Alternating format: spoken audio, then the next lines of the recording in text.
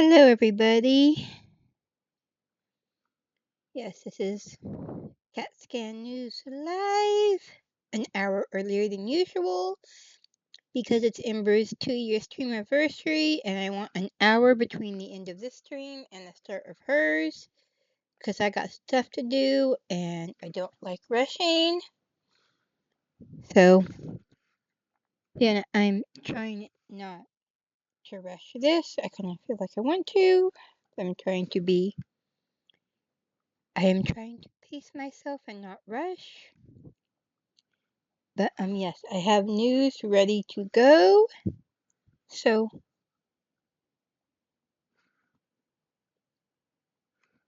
let's get to it. Yeah, got my tabs ready. Oh, marmalade. But I like to do trivia quiz for my nightly videos, but I decided to stop doing that during live streams.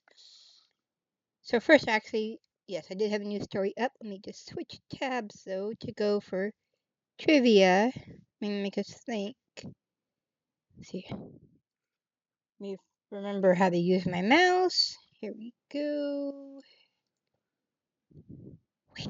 Yeah, language trees. Linguistics. I like it. You'll see this top one here. This all these language. I'm having trouble with the mouse lately. It will like scroll wrong or something. But you see, these are all the Indo-European languages. All of those. And then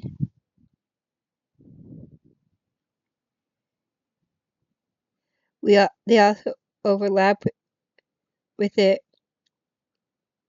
Eurasiatic languages.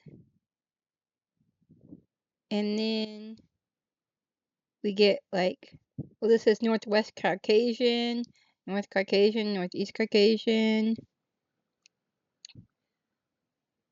Astartai. You see, it's like Polynesia, Austronesian, so which is like the South Pacific languages, Austroasiatic, which includes Vietnamese. That's interesting that Khmer is a language because I don't know how many of you know Khmer Rouge. Yeah, that's not gonna go there. Then we have the Sino-Tibetan or Sino-Tibetan group of languages, which includes Mandarin Chinese. Right there. Yeah, you see these ones here are all Chinese. There's lots of dialects. Then we have Dravidian languages. None of the languages look familiar to me. We have Eskimo Aleut. Oh, that must be Aleutian Islands. So yes, that's. And there's a Yupik and Greenlandic Eastern. And we had Afro-Asiatic languages. Oh, and which includes Hebrew, Old Egyptian, Marmalade. Calm down, Marmalade. Please be a good boy. And then we have Niger, Congo, still Africa. But yeah, quite lots here. I don't think quite as much as Indo-European, but still quite a few. Neolithic, I don't know where. Oh, Maasai. Oh, okay. The Native American languages, one of them. Yeah.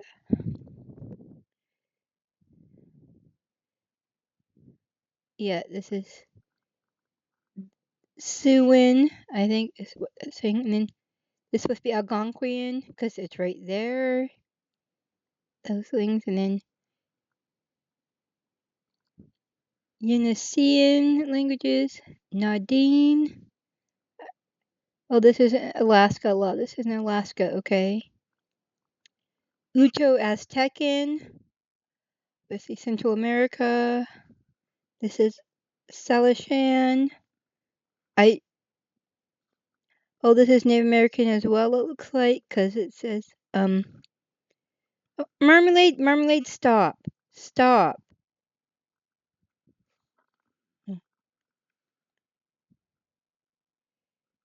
That's very rude of you. I know you can be a good boy.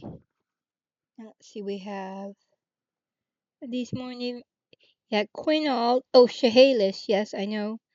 Tana Chehalis. So yeah, this is more Native American, Mayan, and is this supposed to be Panama Canal? Well, I mean Panama area. Niguin. I do not connect. That's it. There's some trivia. Now let's get back to the news stories I forgot to cover last night, but it works to cover them right now. And there's more news. These tabs. But yeah, this was over the weekend. Yeah, quite a few zoos over the weekend had bomb threats and had to close. This was my local zoo right here. This one had to do it. You see, it says after bomb threat to target zoos nationwide. Cause you got I'm in Waco. This is El Paso. I'm not sure where the Caldwell Zoo is. This is Ohio, Atlanta, Abilene. Is that might be Washington State? I'm not sure. Um, yeah, where is this? Gainesville, Florida. I presume. Oh, there's a bomb threat at the Memphis Police Precinct. Okay, different. Um, oh, Abilene might be Texas as well, not Washington State, so I might be really stupid for a change. Okay. Well, I'm sure there's lots of Abilenes. Yeah, that's it. There is. Let's see. Where was the thing about?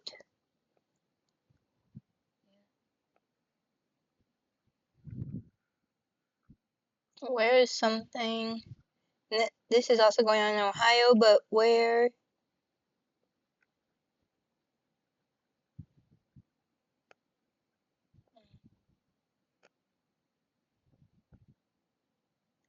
Is it talking? Well, let's click on this one and see what it says. That is talking about other ones. Well, the one from my local, yeah. And I don't know why you would target a zoo. Okay, it's all videos. No, I don't want videos. I want actual story. That was my fault. I checked. Okay, is this the actual? Here we go. Find actual story. See, is there saying? Okay, where was this zoo?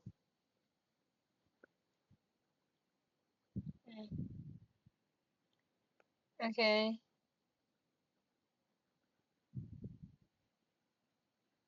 I'm just like looking. Copycat bomb threat connected to a larger nationwide hoax trend. Okay, well, where?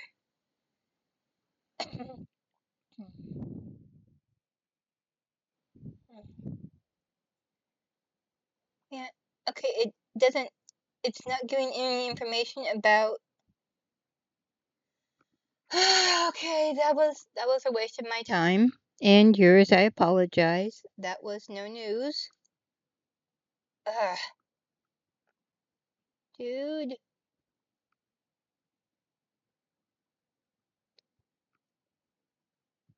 Okay, I want to see where the Abilene It was Texas, okay. Like, so a lot of zoos in Texas.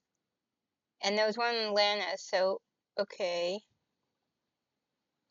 I want to see, let's go to all. I want to see how many were over the weekend. Okay, here, AP. See, so, alright. Hoax calls involving alleged bomb threats and even claims of active shooters have prompted evacuations and closures at several zoos around the U.S. in recent days. Just drinking some more coffee. No explosive or real dangers have been found in the latest. Marmalade, what are you doing? Marmalade, I love you, but what are you doing?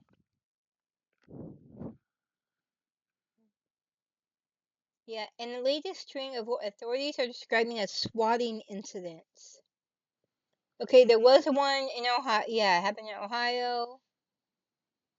Yeah. It can lead to federal charges. Yeah, so there's Akron Zoo, Cleveland Zoo, so yeah. Go away. I don't want to do that. Yeah, so Ohio, Texas. Okay, here we are. Yeah, those also here. Also in Kentucky, Tennessee, Florida, and Arizona. Hmm. Like this is not,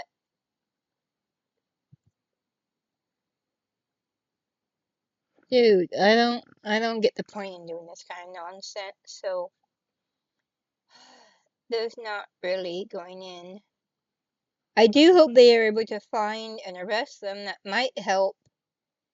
If people actually went to jail over this, it might curb people doing that. Though, I mean, prank call, harmless prank calls, or just, yes, it is a thing kids do. I speak from experience, from my youth. But things that can get people hurt. I mean, there was that one Dutch streamer who, thanks to his little prank call, two people died. And no, he did not directly hurt them himself. He was just part of the setup to put those two in a situation where they did get killed. And yes, this is. And then this story I heard about last night after I was done with my video and realized I forgot to put it on. Well, no, I mean, I knew about it. I was going to put in a video, I forgot. Okay, but there's a lot here. Let's go to this. This is a local paper. I want trusting them to report on it. A 15-year-old and a 17-year-old are in juvenile custody after police say a weekend shooting spree stretched across Austin and ended with a search in Manor. I have no idea where Manor is. I know nothing about Austin. Austin Police Chief Lisa Davis described both teens as young Hispanic males, but did not release their names Sunday. A third person who ran from their vehicle during a traffic stop in Manor has also been taken into custody by Manor Police, according to an Austin Police Department update Sunday evening.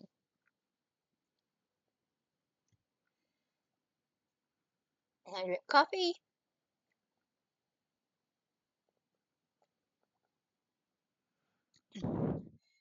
And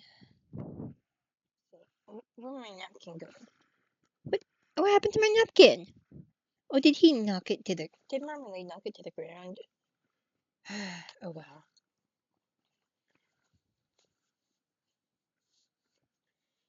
Anyway, the search had prompted a heavy law enforcement presence and shelter-in-place orders in parts of Manor, including areas near Ralph Ritchie Road, Suncrest Road, FM 973, and several nearby subdivisions.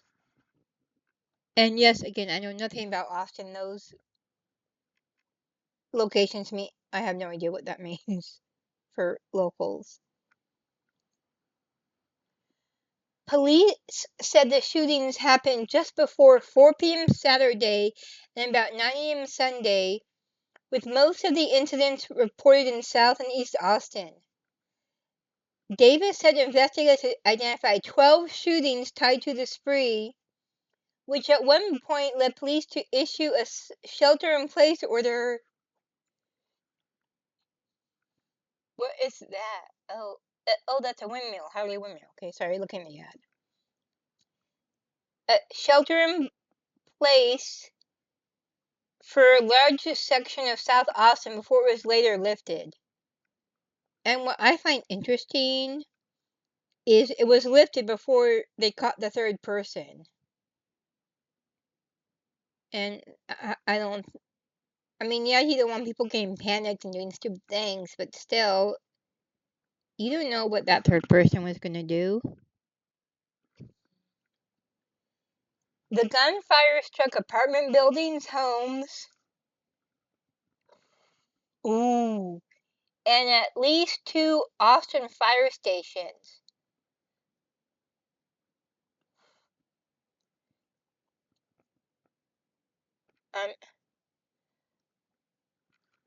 I'm just amazed at the stupidity right now. I'm just taking a moment. Like, okay, it says a fire truck was hit while firefighters were behind it. Davis said no firefighters were injured. Yeah, and you know what? I know a lot of people have issues with police and stuff, but I really don't hear of too many people having issues with firefighters. So, like, what's the end game here? That's how I always wonder about this stuff. What is the end game? What are they thinking? Or not in this case. Officers later went door to door at some homes and apartment complexes to check whether anyone inside had been struck.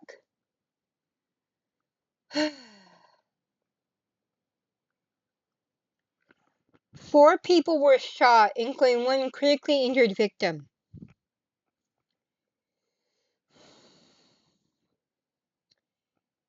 Yeah. According to Austin Travis County's EMS chief, Rob Luckritz, one person was critically injured. They had to receive blood treatment at the scene, and they got hit in a bad spot. And I would say A, they got hit in a bad spot, and B, I'm guessing it went through. There's an exit wound because there's nothing holding the blood in. I presume that's my guess. They were taken to a trauma center. And the mayor said the person's injury is serious, but they're in stable condition. That's good.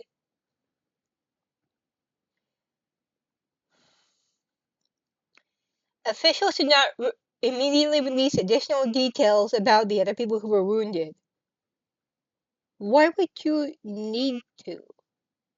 Like, I mean, if they were murder victims, obviously, like, once you notify the family, then you tell the public. But if they were, yeah, and I know, if we'll get into it later on, they were saying this was random, but you don't really know, and you don't want to risk people being targeted more. Davis said the 2 teens are accused of stealing at least 4 vehicles during the spree. Police were first alerted to a stolen vehicle at an apartment complex and later to a gun theft.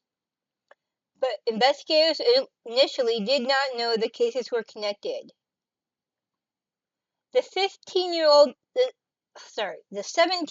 had an outstanding warrant tied to the theft of a gun from the same store where police say the 15-year-old stole a firearm Saturday. Police didn't identify the store or say how many guns were recovered. What the?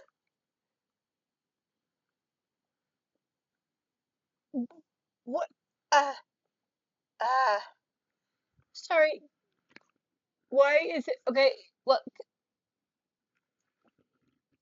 Is the merchandise not protected? What? How did two teenagers each steal a gun, and the 17-year-old outside more because they stole a gun from there earlier, and the owners did not do anything to protect the merchandise from getting stolen? What the oh my gosh, oh my gosh. I need to make a graphic for stupid people. Uh, or a video thing or something. Oh my gosh, this is not helping me. This is like one of this. Why? Uh, yeah, I don't know if I said it on stream. I said it on Twitter and other place, online before, but my mother did not like guns. Well, more specifically, she wouldn't have one in the house because she didn't want the consequences of pulling the trigger. But she always made sure I understood gun safety rules. And so I'm just like, wow. Well, and why was the 17 year, like, how soon before the shooting spree did the 17-year-old get the warrant, and why did no one pick them up? What? Uh, oh, this should not have happened. Yeah. Okay. Motive remains unclear. Police have not said what they believe motivated the shootings. Davis said investigators were still trying to determine why the suspects allegedly drove through multiple parts of Austin and opened fire. I don't know what motive would drive anybody to come and drive around senselessly in the city in multiple parts of the city shooting, Davis said Sunday. Yeah, senselessly. They're not thinking. They're being stupid. Breathe. I need to breathe. I need to breathe.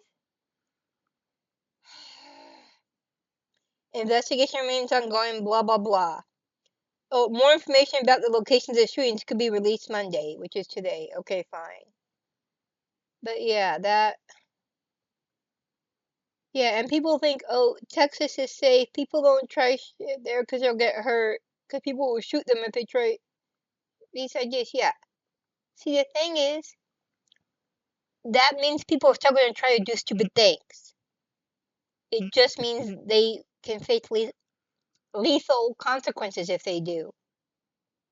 And also, like I said, just a drive-by throughout the whole town, yeah, you're never safe. There are only varying degrees of risk. I want to make that very clear. And doesn't necessarily mean you get attacked at random by somebody. Car accidents, plane crashes, natural disasters. So many things can, or you burn yourself cooking. Like I said, things. There's always a risk. There's a risk just living. That's it. You're gonna die someday. Now, if that hasn't depressed you enough, let's see what Twitter says is news today. Oh, there's more about the Chipotle. I had one of the brawl. Yeah, I think I read this last night. Chipotle. I have never been to a Chipotle, and I don't think I will. I don't think I'll ever order DoorDash either, which is another story. Granted, I think there's only been like 5 criminal DoorDash stories making the news this year, and that's 5 out of how many thousands there are, but still, I ain't risking it. I have plenty of fast food places within walking distance. The only one I would order, yeah, the pizza place a few minutes walk away has their own delivery drivers. I would have them deliver the pizza because I would want to order a couple and it's too big and bulky to walk home with that. So I would have delivery from them. Not through DoorDash though, it's their own thing. And now I'm rambling, so let's see what this Alabama thing is.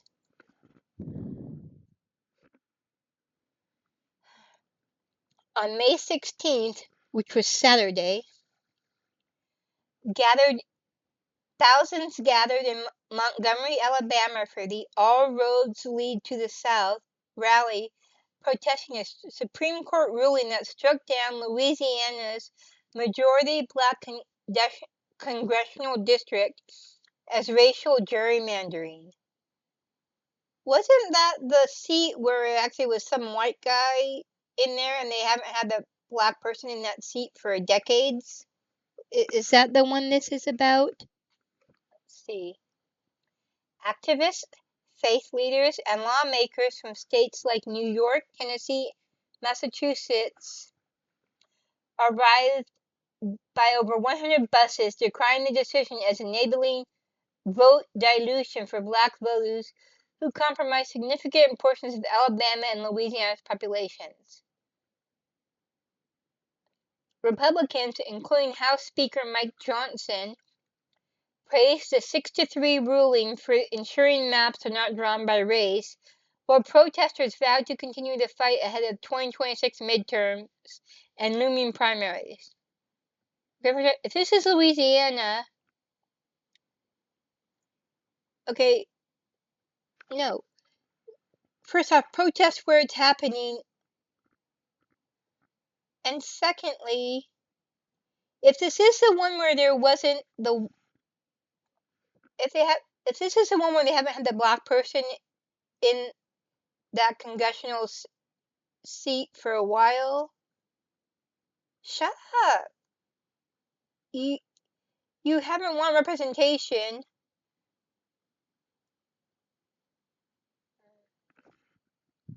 Oh, what is my phone yelling at me about? Oh, I don't know. Oh, I don't know who that streamer is. Why is it telling me about them? I don't know.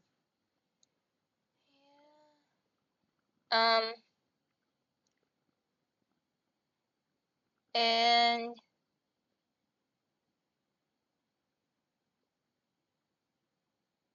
yes, she is standing behind bulletproof glass.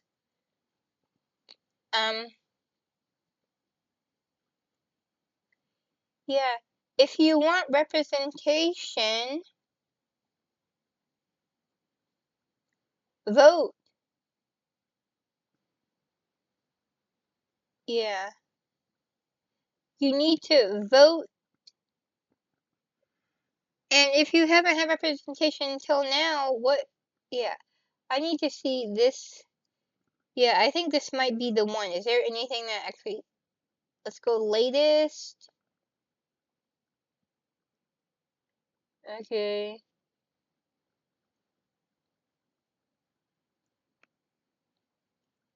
See, where is this? And this is like people butting into things that don't concern them. You know? Because again, they're going to Alabama to protest something in Louisiana. Why? That just, Okay, I have to find something else. I have to find something else because this is too annoying. Palette cleanser. What do we have? I need palette cleanser for a minute.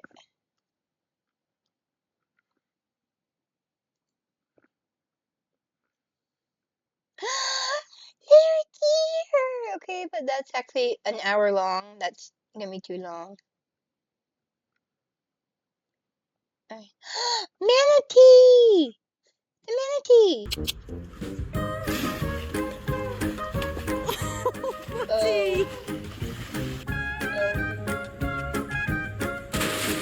Oh, poor squirrel. This is not my dog. This is my dog. This is my dog. Nice sound effect.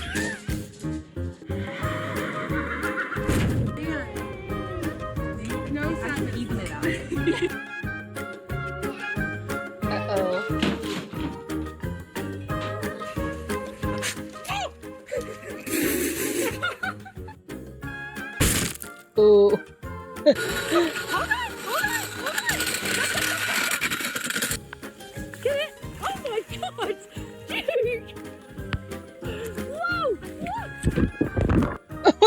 You fell down. Oh, oh, there. Okay, well, at the beginning. Okay, there. That was a palate cleanser. Before we look at more Twitter news. Cause, oh my gosh, we need it. Okay. Trending. Yes, this is a fake smile on my face right now. Oh, is anything more happening with this trial? Hmm.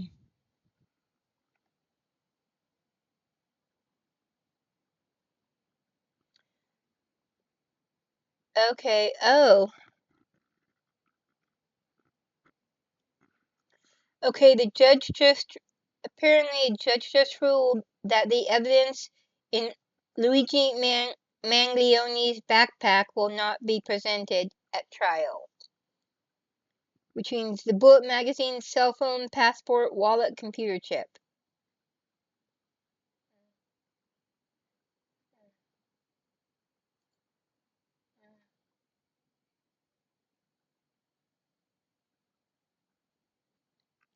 The gun itself and his diary will still be allowed in trial evidence. Okay. Well, I'm not gonna listen people's opinions about that just now.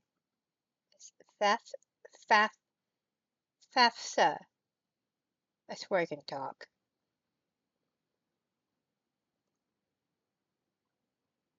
Mm. Oh, I was right. That is the student loan thing, okay?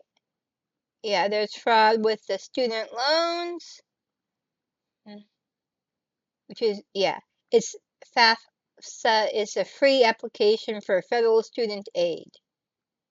Okay, there's fraud there. Apparently, certain dead people were getting it. I mean, were the checks cashed though? Because if the checks weren't cashed, I don't think it's fraud. It was just something that got messed up. They have to show the checks were cashed and someone took the money. It wasn't them. Why is Oh man, words are hard today. I have to calm down and entertainment industry. What are they doing with more? I'm not. I might not like this.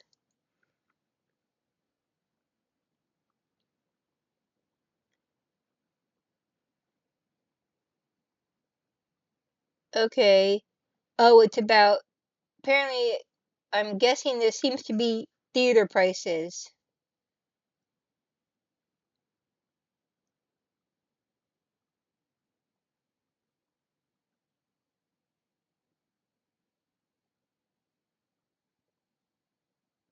Or something. I'm not sure.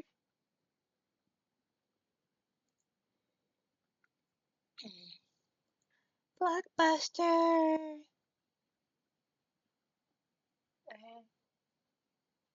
Okay, but what was it about? Or is it about? Okay, I was just talking about some movie people would think are going to be a blockbuster. Yeah, yeah, they can keep thinking that. Um, Pennywise and Cher. Oh, I want to take a screenshot of that. Sorry, Pennywise and Cher right next to the pending. It's just too funny to me.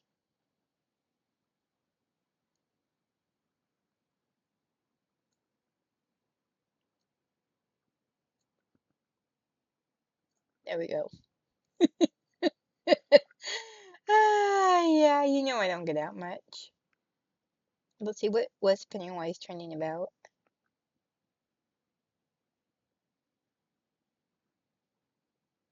Yeah. Oh, it's just old stuff going on. Nothing, it looks like nothing specific.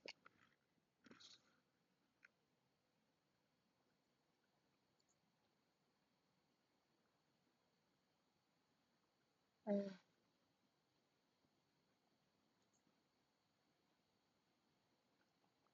okay, anything else? We should look at sports. What is Ruju? Ruju? Ruju? Okay, it's cricket. I have no idea.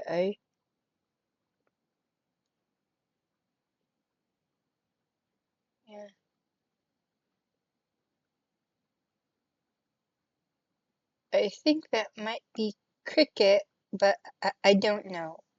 Let me see if it says anything in these. No, I don't know. Okay, let me just. Okay.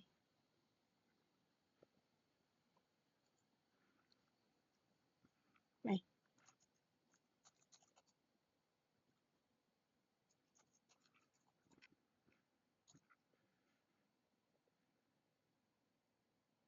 Okay, it was cricket. Okay, good. I'm not totally stupid. That's good.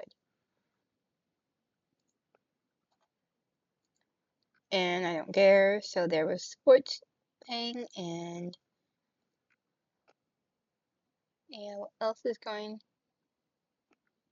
Phone charges from 14 to 29% in 4 minutes shocks users. Your phone charging fast shocks you?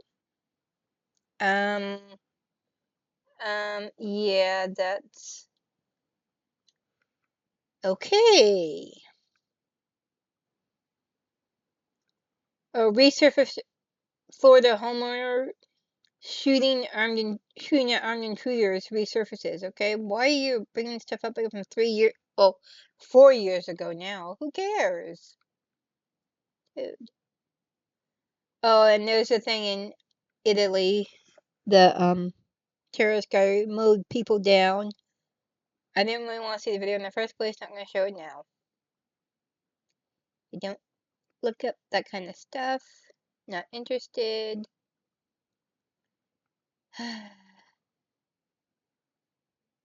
Yeah, that's all political stuff. Yeah, let's go. Don Lemon, unless it's saying he's being arrested. Let's see what videos there are to react to. Because that was. It's like only half an hour, and that's like as much as I can. Stomach.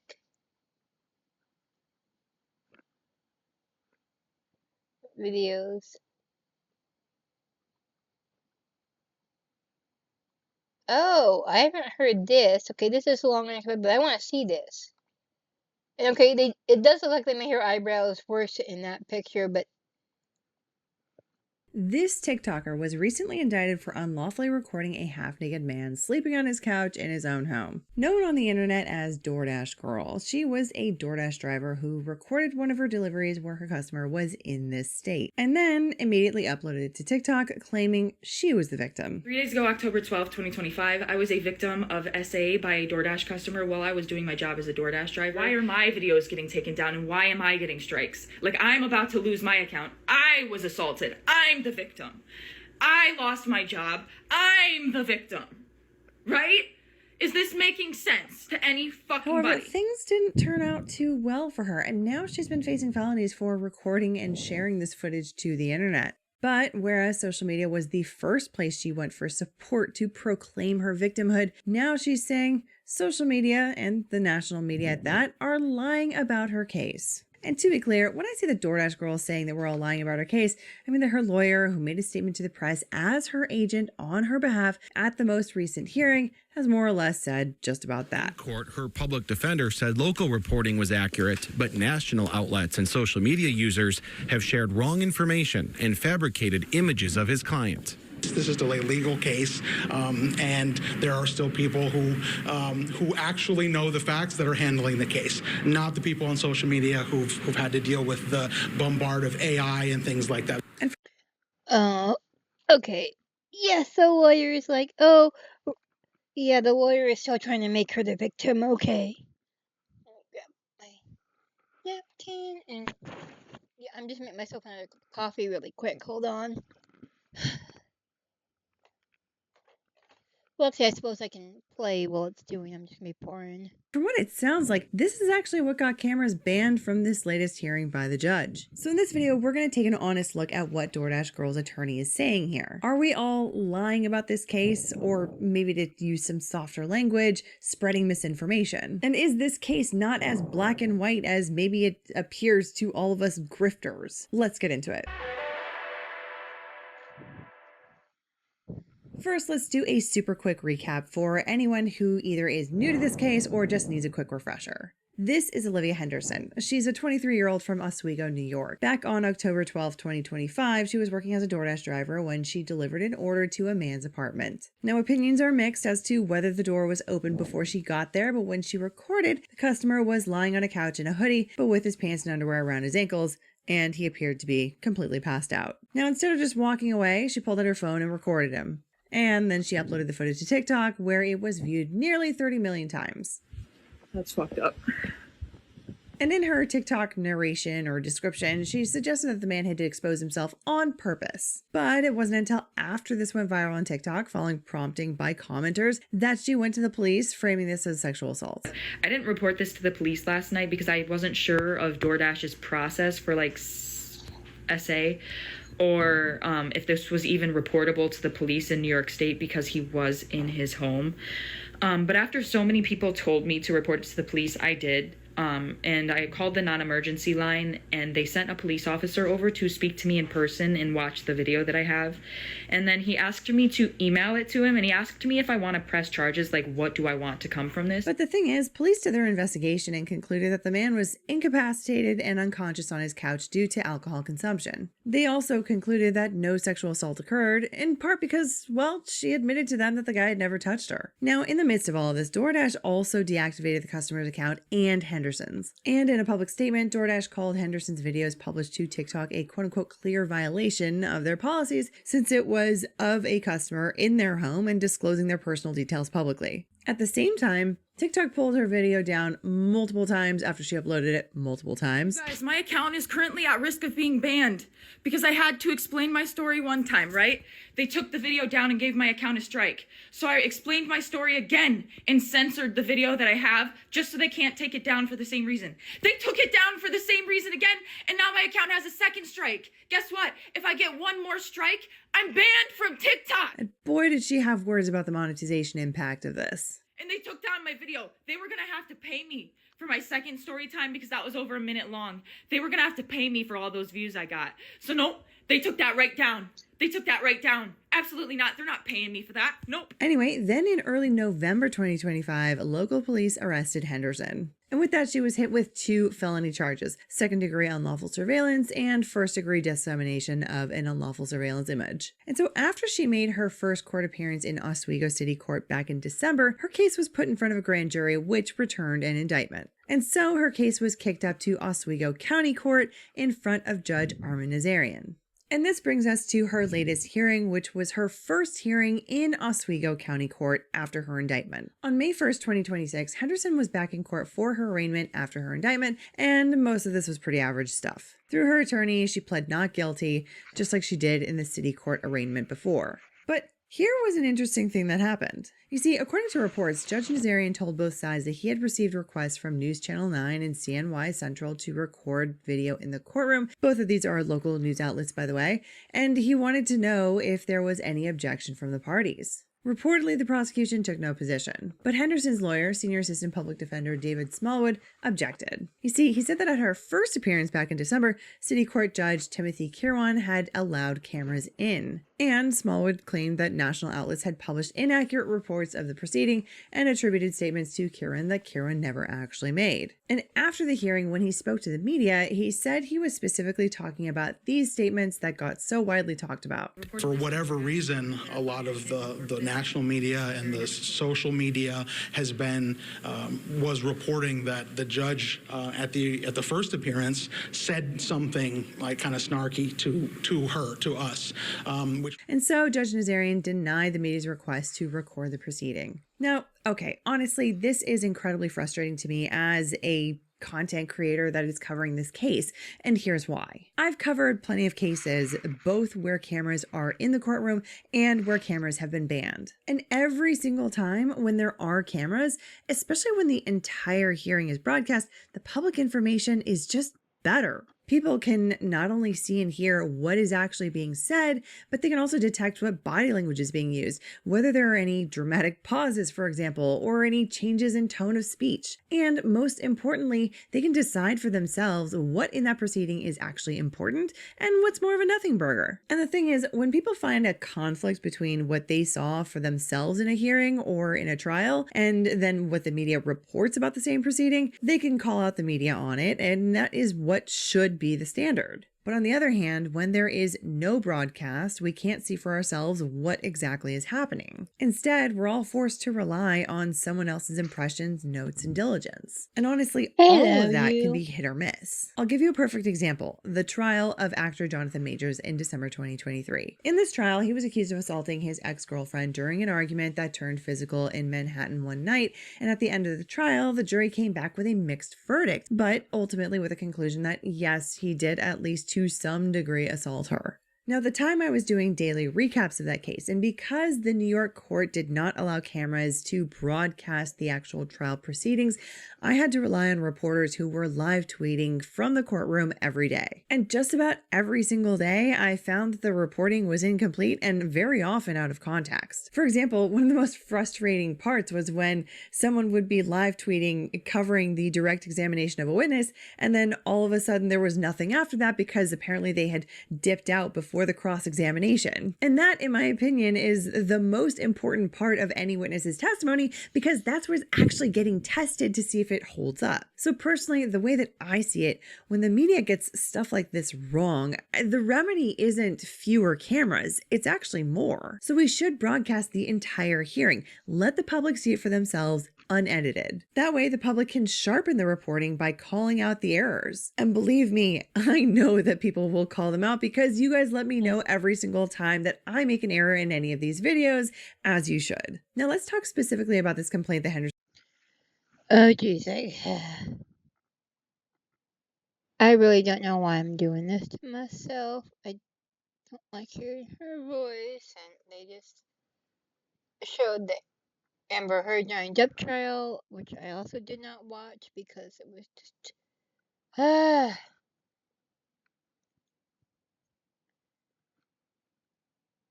I only want to deal with shit I can flush down the toilet. That's where I am at this stage in my life.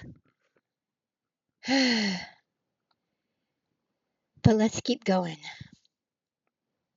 Henderson's lawyer made about the alleged snarky judge comment. So I will say I did talk about that in one of my previous videos on this case. Specifically, here's what I said. 2025, she made her first appearance at her arraignment. Cameras from the local news were there in the courtroom since the public has taken such an interest in this case given all of the social media outcry. Now, I didn't mention this in my last video on it, and I probably should have, but apparently at that hearing, DoorDash Girl's attorney made some kind of a complaint about the cameras in the courtroom, and the judge basically turned into Alanis Morissette and was like, "And isn't it ironic? Don't you think?" It was more along the lines of like, "Oh, so now you care about cameras in the courtroom. Cool. Well, guess what? IDGAF." Now, I remember thinking at the time that I was being, fairly careful talking about this, but in hindsight, I probably should have been more careful about how I framed it. And that's because my typical baseline for these videos is an almost obsession over making sure that every factual statement that I make that isn't some kind of personal opinion is supported with some kind of information source that I can throw on screen and that viewers can see for themselves. If it's from news reporting, I show the article on screen where I read that. If it's from a clip, I like to show it rather than tell it. And if there's something that I have in a script and I realize that I can't find some kind of reliable source to show where I got that, I either soften the statement to something that does have complete support, or I just leave it out entirely. And there are multiple reasons for this. One is just because it just naturally builds viewer trust. It's because you, the viewer, can see for yourself where this information comes from, and if you're interested in looking into it yourself, I try to give as much information as possible so that you can go and find it also. And another reason for that is because, well, I cover a lot of defamation cases. And so it's never far from my mind that some subject I've talked about could see one of my videos and get really angry with me over something I said and consider pursuing their own defamation case against me. I've been reached out to before by people that I've covered in these videos, either to thank me or to essentially tell me you suck. And so I know that these videos do occasionally reach these people. But getting back to the snarky judge comment situation, I remember actually looking for video footage of the judge saying that since the cameras were in fact in the courtroom for the hearing. And the problem is that research came up empty. And so I remember thinking that this was really perplexing, but because I had thought that I had heard it from national media and because I definitely heard other people talking about it on social media, I had this impression that maybe this came from someone who had been at the hearing in person. But for my standards, that's really not good enough. When I talked about it in that video, I should have called it a rumored exchange that I was not able to verify. So that's a correction that I'm making here, and going forward, that's the standard. Anyway, aside from the snarky judge comment, Henderson's lawyer also told local media about some other complaints he had about social media's coverage of this case. For one thing, he suggests that this case actually isn't that big of a deal. I think it probably has more traction outside of the community even than locally, because for whatever reason, this is just one of those things that's caught a wave. I mean, hey, he's representing his client to the press, and so lawyers are going to lawyer. I completely respect him saying that. But on the other hand, he also says that there's some wild disinformation about the evidence in this case being spread online. This is still a legal case, and there are still people who actually know the facts that are handling the case, not the people on social media who've had to deal with the bombard of AI and things like that.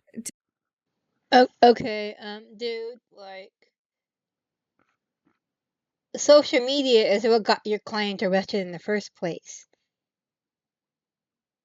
And they're trying to spin the narrative in their defense, dude. It's like, yeah, that's not an argument you want to make.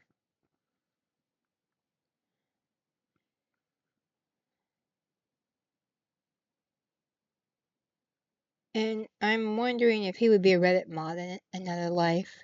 To be completely honest, I can't really say that I know what he's really talking about here, but maybe one of you watching do. I mean, I've seen parody clips, but every single one was obviously parody. I have not seen anyone passing AI footage off as real. And just so we're clear, every clip in my coverage came from a news outlet directly, the court record, or from Henderson's own TikTok page. The only exception to this is the original footage that she posted of the alleged victim to TikTok, because hers had already been taken down from her account before I ever had a chance to collect it. But with that one, I watched a lot of copies of that clip to try to ensure that what I have is accurate. And so when you see a still frame from one of her videos here, that's a screenshot that I or my editor took directly from one of those clips. We may have censored parts of it to avoid sharing sensitive details, for example, but otherwise it's unchanged. And as a total aside, if you need help with a real legal issue in your life, contact us at the Bytes Law Group at bytes.law. We're partnered with firms all across the United States, so if you follow the link in the description below, you can see if we can find you quality legal representation in your jurisdiction.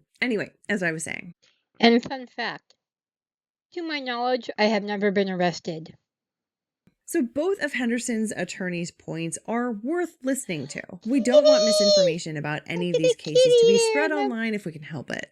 Look, there's a kitty over here. The kitty over here. When I start again, you can see the cat over here.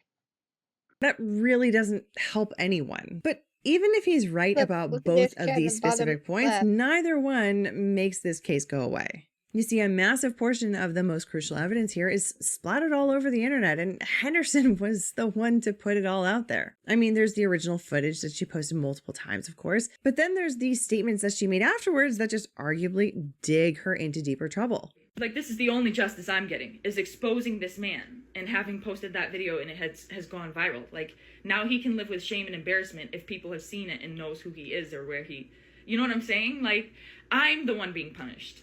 He's not getting in trouble with the police. He didn't lose his job if he has one. Like, what's going on with him? Why am I getting fired? Why are my videos getting taken down and why am I getting strikes? Like, I'm about to lose my account. I was assaulted. I'm the victim. I lost my job. I'm the victim.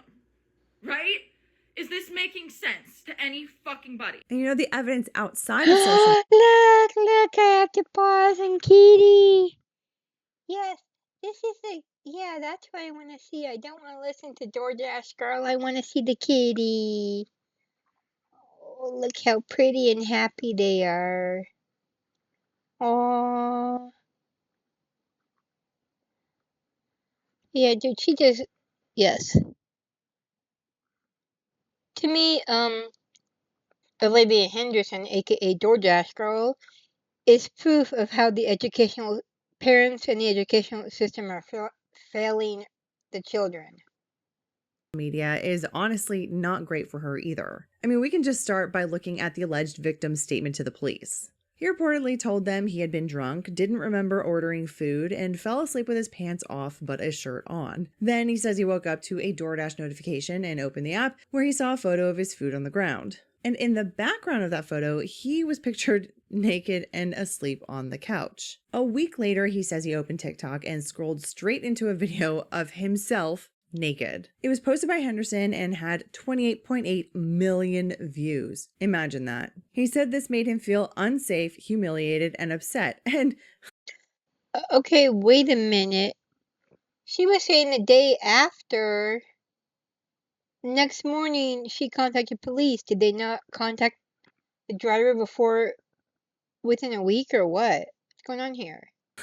understandably so. And he noted that Henderson had posted his first name and his house number on top of that. Now compare that to Henderson's statement to the police. She apparently told them that DoorDash requires drivers to take a photo of where they place the food, but that she typically takes a video instead to capture exactly where she places the food in relation to the door.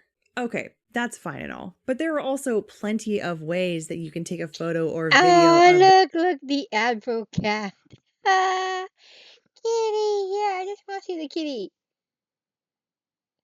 Yes, I need my palate cleanser to deal with the DoorDash Girl issues. the food package placement that doesn't also capture the customer sleeping in the other room. I mean, having seen the entirety of this footage, I personally think that there is plenty that she could have cut out and retained context for where she placed that package. And as for why she posted it to TikTok, she apparently told the police that she did it so that other female delivery drivers wouldn't endure a similar experience because she said the man's behavior made her feel unsafe. I'm sorry, but no. Bullshit.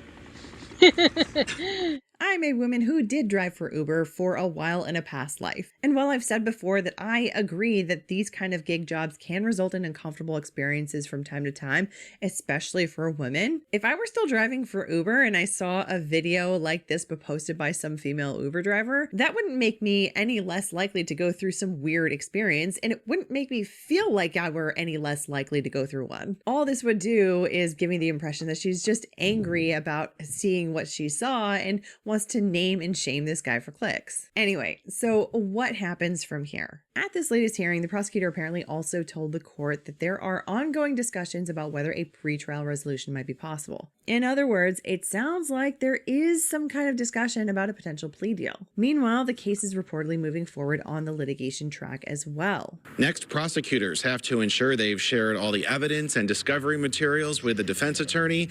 That's due by the next court date, which is scheduled for early June. So, as is par for the course, discovery is the next milestone here, and that means that we might soon see whether they are closer to a deal or closer to trial. Now, in past videos, we've talked a lot about why the prosecutor might want to push this all the way to trial. First and foremost, to potentially set a public example out of Henderson. But there are often good reasons why the prosecutor might prefer a plea deal instead, and we haven't really talked about that much yet. And here in this case, a top reason to secure a plea deal could be to protect the alleged victim. I mean, think about it. This man has already been humiliated on the internet in his sleep, and he's been essentially doxxed with his first name and house number posted to millions of people. But as of right now, at least as far as I've seen anyway, his face and full name have not been splashed anywhere. And that means he still has a tiny shred of privacy left after this whole ordeal. But If this case goes to trial, he almost certainly will be testifying as a witness. And because of that, and with trials being public record and there being so much public interest in this case,